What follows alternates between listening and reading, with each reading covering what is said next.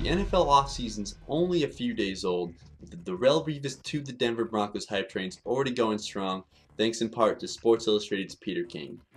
On paper, this move does make a ton of sense. Revis is still a premier defender in this league, even coming off major knee surgery, and he'd be the perfect transition from Champ Bailey once our legendary cornerback retires. But for my money, this would be a knee-jerk reaction. I know a lot of fans can't forget Raheem Moore flailing his arms up like an idiot, and Champ Bailey looking like an old man with lead legs, but that is not the Broncos secondary that we know. When it comes to 4 deep at the cornerback position, the Broncos are the best in the NFL. Champ is still a top 10 cover corner with amazing tackling skills, and Tony Carter and Chris Harris are 2 of the better young corners in the league. And that's not even mentioning Omar Bolden, who I absolutely expect to surprise some people next season. Elway has already said that he expects Omar to compete for a starting job, and I wouldn't be surprised if he gets it, which would allow Chris Harris to remain on the inside where he excels.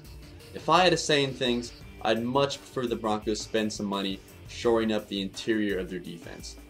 About $10 million of their cap room is already going to go to giving Ryan Clayton an extension, but I still think they could add a rotational defensive lineman or 2.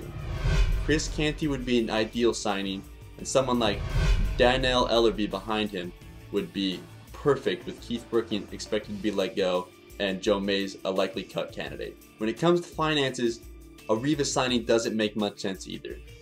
Revis has already made it pretty clear that he wants a $16 million a year contract, which would reset the bar when it comes to defensive players. To give someone that kind of money when you already have Payton on the books for $20 million a year would absolutely cripple this franchise in terms of future extensions. That you might have to wave goodbye to someone like Decker, Demarius, and Von Miller, which I consider to be more fundamental building blocks than someone like Revis would be. In the end, while this move does sound like a lot of fun and is kind of like one of those signings that makes you salivate a little bit, it doesn't make much sense. For Mile High Report, I'm Cody, signing out.